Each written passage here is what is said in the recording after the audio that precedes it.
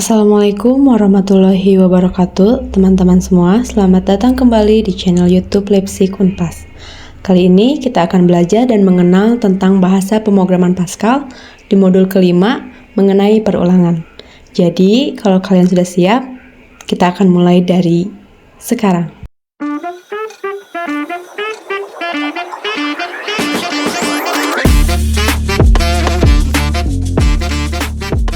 Nah, kita akan bahas dulu dari definisi perulangan itu sendiri. Perulangan atau biasa disebut looping merupakan suatu bentuk program yang digunakan untuk mengulang statement atau block statement secara berulang kali sesuai dengan jumlah yang ditentukan. Perulangan ini dapat dilakukan beberapa kali atau sampai kondisi berhenti dan perulangan tercapai. Perulangan ini ada banyak ya jenis-jenisnya, ada 3 nih. Yang pertama perulangan for, perulangan while, dan perulangan repeat until. Kita akan bahas dulu ke perulangan for. Perulangan for digunakan untuk melakukan perulangan yang banyaknya sudah diketahui sejak awal. Perulangan for ini dibagi lagi menjadi 2. Ada perulangan for to do, ada juga perulangan for down to do. Apa sih yang membedakan keduanya tersebut? Kalau for to do, var index yang bergerak dari nilai kecil ke besar. Artinya, nilai awal itu akan lebih kecil dibandingkan nilai akhir. Contohnya 1 sampai 10. Sebaliknya, perulangan for down to do ini merupakan var index yang bergerak dari nilai besar ke kecil. Artinya, nilai awal akan lebih besar dibandingkan dengan nilai akhir. Contohnya 100 sampai 10. Nah, untuk perulangan while digunakan untuk mengulang suatu pernyataan atau blok pernyataan secara terus-menerus jika kondisinya masih bernilai true. Nah, perulangan while ini akan berhenti jika kondisinya bernilai false. Contohnya nih pada program, saya akan menyatakan bahwa pelanggan lain itu sebagai PL. Dan kondisi yang bernilai true atau kondisi benarnya itu ketika saya menginput Y. Nah, program akan mengulang ketika saya menginput Y. Tetapi, jika yang diinput selain Y, maka tidak akan terjadi perulangan atau program berhenti. Nah, pada perulangan while ini, pengecekan kondisi dilakukan di awal. Jadi, kalau kondisi di awalnya emang udah salah, maka program ini tidak akan terjadi perulangan atau programnya berhenti. Nah, selanjutnya ada perulangan repeat until. Untuk perulangan repeat until digunakan untuk mengulang suatu pernyataan atau blok pernyataan secara terus-menerus sampai kondisinya true. Jadi, kalau emang kondisinya masih salah atau masih false, akan terus diulang dan akan berhenti ketika kondisinya dinyatakan sebagai true. Contohnya nih, repeat atau ulang pilihan layanan sampai pilihan layanan itu 1 atau 2 atau 3. Ketika saya input selain 1, 2, atau 3 yang artinya kondisinya salah seperti 4, maka program akan mengulang, menanyakan kembali pilihan layanannya. Nah, saya input lagi 5, karena masih salah, programnya akan menanyakan lagi. Nah, ketika saya memilih 2 yang artinya kondisinya bernilai true, maka perulangan akan berhenti dan melanjutkan ke aksi selanjutnya. Apa sih yang membedakan dari perulangan while dan perulangan repeat until? Ini tuh terletak pada pengecekan kondisinya. Kalau perulangan repeat until dilakukan di akhir, artinya blok perulangan selalu dijalankan dulu, setelah itu dicek. Nah, perulangan akan berhenti jika kondisinya true. Ini ada contoh perulangan ya, saya singgung dulu. Di sini kan ada studi kasus yang single, ada studi kasus multi. Kalau studi kasus single itu fokus pada orang yang diulang atau pelanggan yang diulang. Artinya, dalam satu kali transaksi hanya bisa memilih satu jenis layanan. Berbeda dengan studi kasus multi, yang mana fokusnya itu pada barang yang diulang. Atau satu pelanggan itu dapat melakukan beberapa penambahan barang dalam satu kali transaksi. Nah, ini contoh perulangan repeat until ya. Sempat disinggung juga sebelumnya tadi, kalau kita menginput yang salah, program akan terus mengulang. Hingga pada contoh ini saya menginput pilihan layanan itu 2, atau saya memilih psikoterapi. Maka program akan menjalankan aksi selanjutnya, yaitu pemilihan jenisnya nih. Nah, saya memilih misalnya 12, karena di sini kodenya cuma 1 dan 2, artinya salah, program akan mengulang. Tapi ketika saya input yang benar, yaitu misalnya 1, terapi trauma, maka program akan berhenti dan mengeksekusi statement-statement selanjutnya. Oke, kita akan membahas dulu ke laporan ya.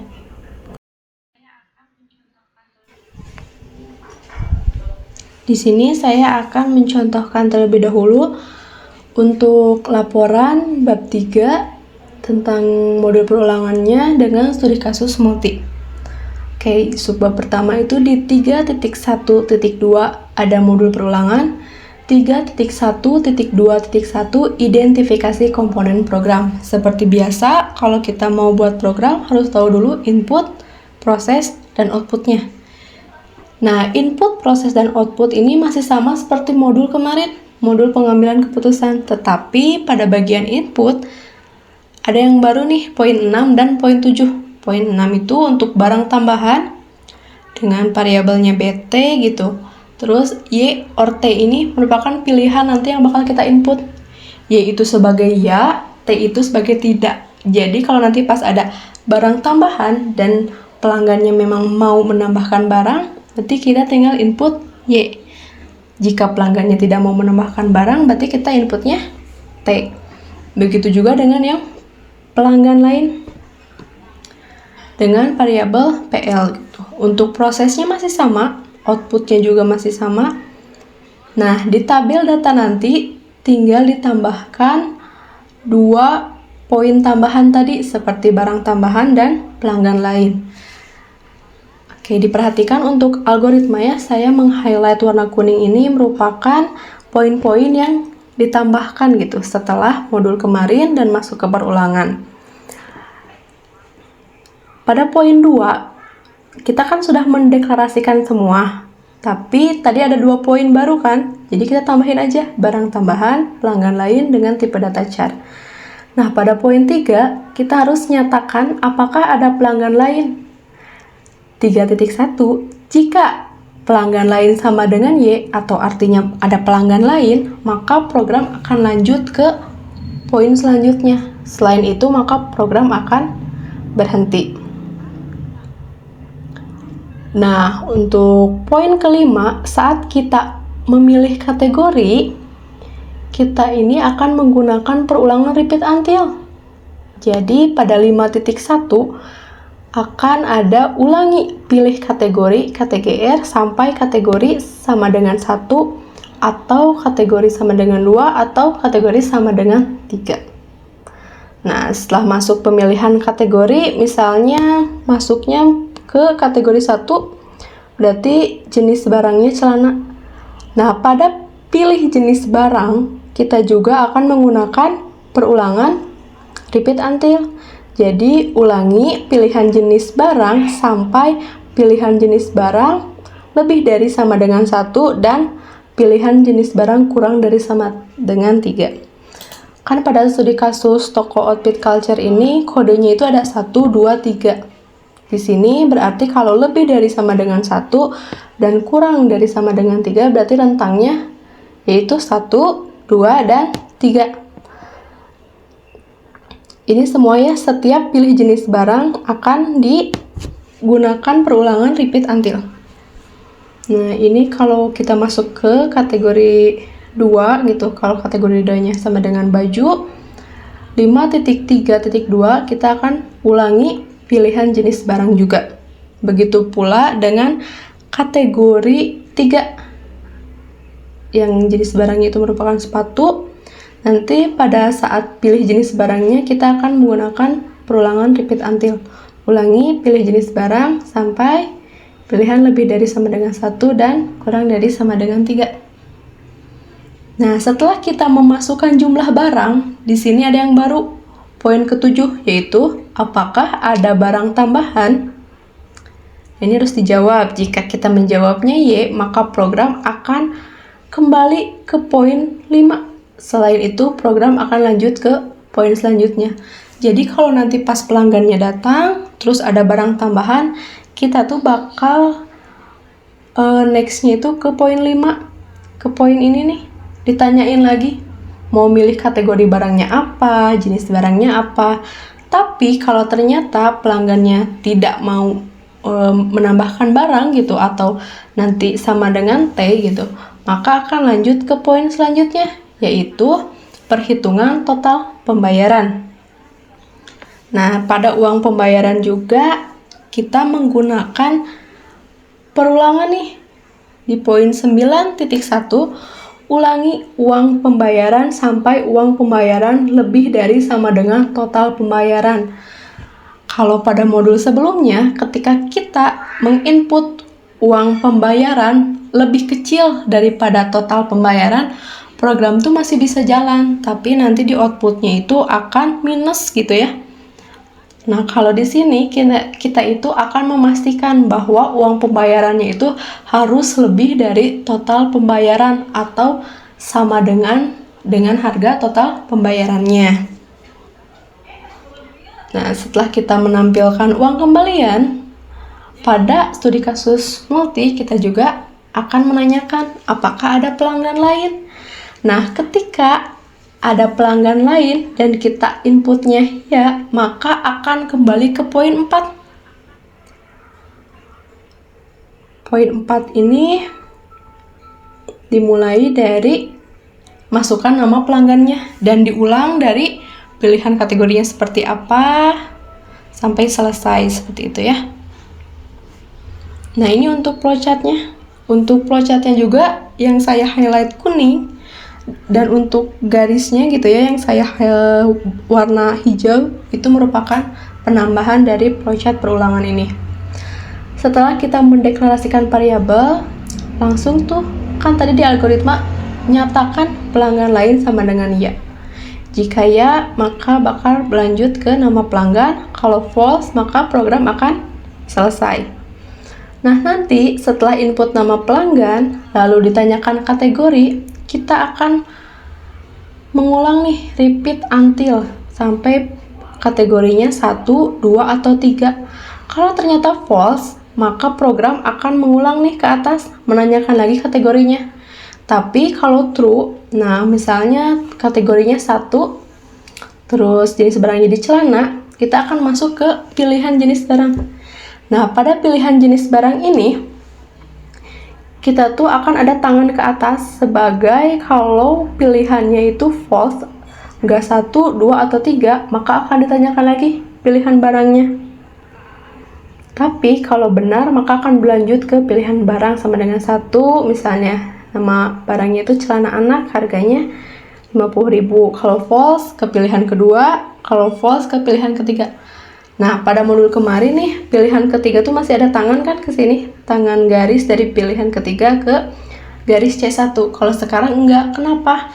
Karena kita udah pakai perulangan repeat until, yang artinya program akan memastikan inputnya itu harus 1, kalau enggak 2, kalau enggak 3. Oke. Nah, ini sama ya untuk kategori 2 dan kategori 3-nya juga. Nah, pada barang tambahan, jika misalnya pelanggan tuh mau menambahkan barang, berarti true kan kondisinya. Nah, program tuh akan ngulangnya dari mana? Kita akan ngulangnya ke atas. Nah, mengulang dari sini, dari memasukkan lagi pemilihan kategorinya seperti apa. Tapi kalau memang nggak ada, berarti langsung ke total pembayarannya berapa. Langsung nanti keluar uang pembayarannya. Kita harus input berapa nih? Uang pembayaran ini harus lebih dari total pembayaran. Kalau enggak, maka program akan terus mengulang sampai akhirnya kita menginput uang pembayarannya lebih dari atau sama dengan total pembayaran. Setelah itu nanti ada uang kembaliannya. Ini merupakan outputnya. Nah, kan kemarin itu selesainya di bawah ya. Kalau sekarang enggak. Setelah ini tuh bakal ditanyain dulu pelanggan lain. Kalau saya input ya atau true gitu ya, program akan ke atas dan akan mulai lagi nih nyatakan. Kalau saya milihnya iya karena ada pelanggan lain yang datang ke toko, maka program akan mulai lagi nih dari memasukkan nama pelanggan dan lain sebagainya. Tapi jika ternyata pelanggan lain itu tidak ada, maka programnya akan selesai. Seperti itu ya. Nah, ini untuk source code programnya masih sama ya. Kita tinggal copy dari program dengan font Courier New dan fontnya 10. Nah, setelah itu ada poin 3.1.2.6 tampilan output program. Nah, pada tampilan output program ini berarti kita nanti screenshot hasil runningan inputnya. Sama ini nanti kita akan screenshot tampilan running outputnya. Untuk perulangan dengan studi kasus single ya, pada laporannya itu sebenarnya masih sama. Cuman kalau studi kasus single kan tidak ada layanan tambahan atau barang tambahan ya. Kita akan fokus pada pelanggan yang diulang atau orang yang diulang. Jadi pada proses pada inputnya kita akan hanya menambahkan dari pelanggan lain. Begitu juga dengan tabel datanya. Nah, untuk algoritmanya juga masih sama. Kita hanya fokus pada masukkan layanan itu nanti akan di repeat until sampai kita masukkan layanan 1, 2, atau 3. Kalau iya, maka program akan lanjut ke poin 5.2. Artinya ini bakal ke pemilihan layanan. Tapi kalau selain itu, maka program akan mengulang ke poin 5, akan menanyakan lagi.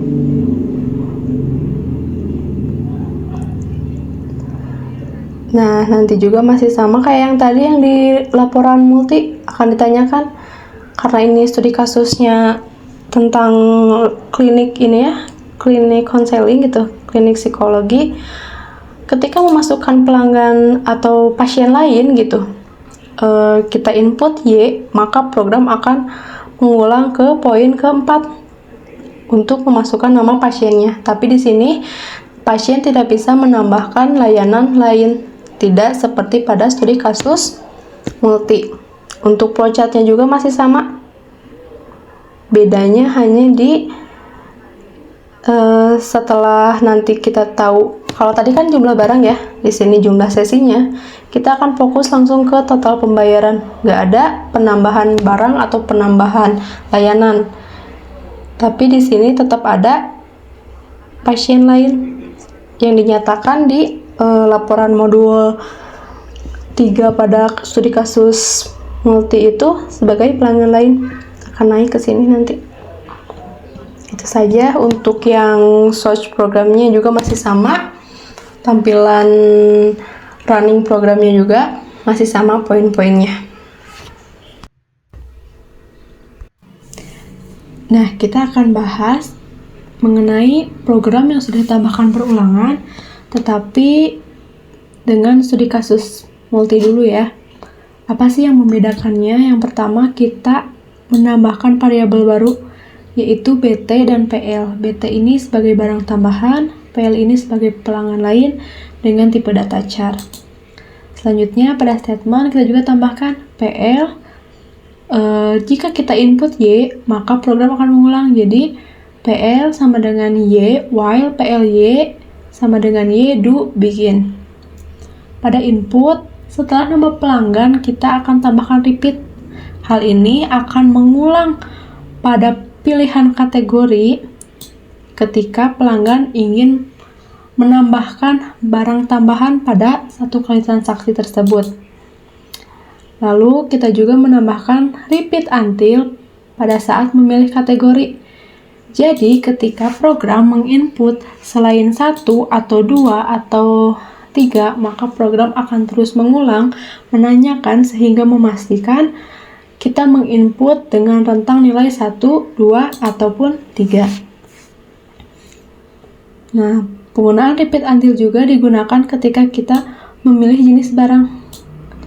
Di sini, saya menggunakan repeat, write, pilih jenis barang, until, pilihan lebih dari sama dengan 1, and pilihan kurang dari sama dengan 3. Nah, jika kita pelajari lebih lanjut ya, pil lebih dari sama dengan 1 dan pil kurang dari sama dengan 3 itu artinya berarti rentang antara 1, 2, dan 3. Maka selain itu program akan terus mengulang. Nah, sama ya pada pilihan jenis barang di kategori yang kedua ini, begitu juga dengan di yang kategori ketiga kita tambahkan repeat until. Pada proses kita tambahkan apakah ada barang tambahan Y or T. Tadi kan variabelnya kan BT ya. Nah, BT ini kita pakai fungsi upcase. Nah, fungsi upcase ini bertujuan untuk menaikkan harkat. Jadi misalnya saya menginputnya Y atau T tapi hurufnya kecil. Nah, program akan tetap bisa membaca Y atau T itu sebagai huruf kapital. Hal ini bisa meminimalisir kesalahan input juga ya. Nah, saya juga menggunakan repeat until pada uang pembayaran. Kalau pada modul sebelumnya kita memasukkan atau input uang pembayaran kurang dari total pembayaran, program akan tetap berlanjut kan, tetapi nanti pada struknya nilai uang kembaliannya atau uang pembayaran itu minus gitu. Sedangkan kalau menggunakan perulangan, maka program akan terus mengulang sehingga memastikan uang yang dibayarkan harus sesuai dengan total pembayaran atau lebih dari total pembayaran. Nah, pada studi kasus multi ini, selain yang barang tambahan juga, kita akan menanyakan nih, write apakah ada pelanggan lain. Sama juga ya pakai fungsi upcase. Kalau nanti misalnya kita menginput Y atau ada pelanggan lain, maka program akan naik lagi ke atas nih. Akan mengulang dari sini, dari menginput nama pelanggan. Kita akan kasih contoh dulu untuk running perulangan studi kasus multi.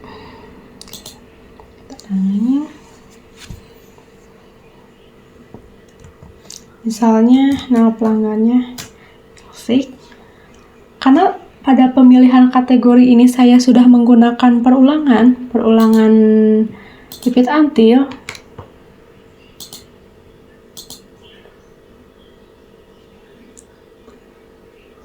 maka program akan memastikan saya menginput antara 1, 2, atau 3. Ketika saya input 4, nah program akan menanyakan lagi nih, saya input 5 karena masih salah nih, karena program kodenya itu di rentang 1 sampai 3.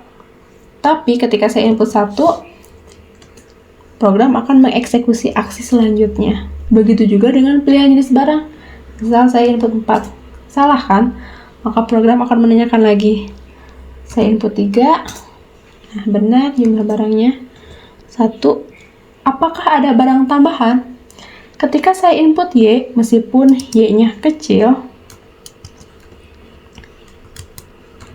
Y-nya kecil karena tadi sudah pakai fungsi upcase, program akan membacanya secara kapital sehingga bisa langsung mengeksekusi ke barang tambahan lain atau pemilihan ke kategori. Nih, saya milih lagi nih. Tadi kan udah beli celana anak misalnya, udah membeli celana dewasa gitu. Saya mau membelinya baju, kemeja. Jumlah barangnya 1. Misalnya tidak ada barang tambahan, saya T aja.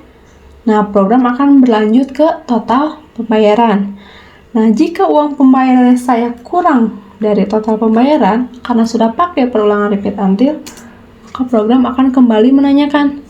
Tapi jika saya input sesuai dengan total pembayaran atau lebih dari dengan total pembayaran, maka program akan lanjut ke output struknya. Nah, setelah output struk, ada pertanyaan, apakah ada pelanggan lain? Jika saya input T, maka program akan berhenti. Tapi ketika saya input Y, maka program akan mengulang ke awal. Jadi saya menginputkan nama pelanggan lain. Seperti itu. Oke, baik. Selanjutnya kita akan bahas mengenai perulangan dengan studi kasus single. Sebenarnya tidak ada yang membedakan gitu ya, apa perbedaan dari studi kasus single dan multi, tapi yang paling membedakan itu hanya sedikit, yaitu tidak ada barang tambahan.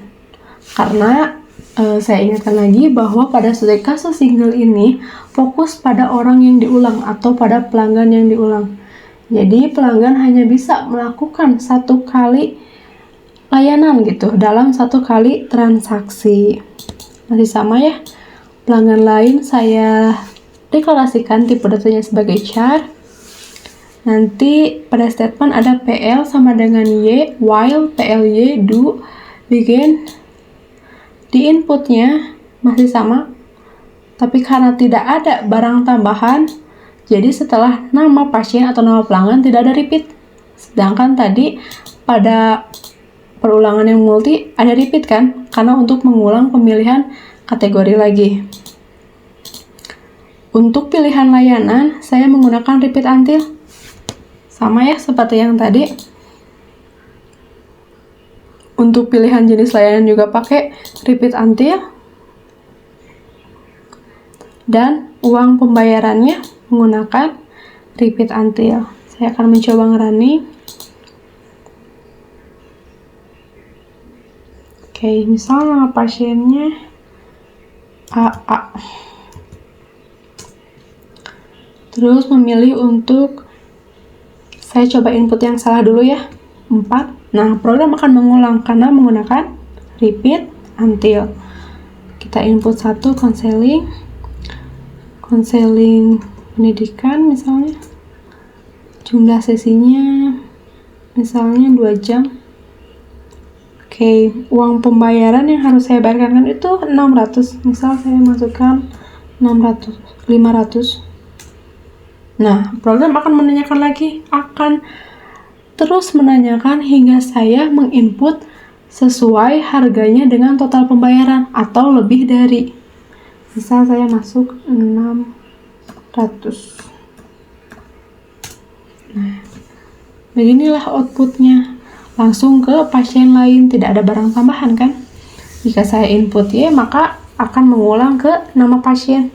Tapi kalau saya input T, nah program akan berhenti.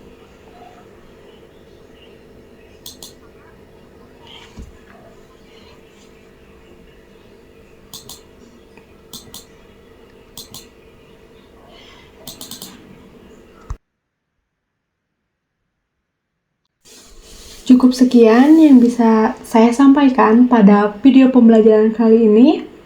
Kurang lebihnya saya mohon maaf. Tetap semangat. Sampai ketemu di modul-modul selanjutnya.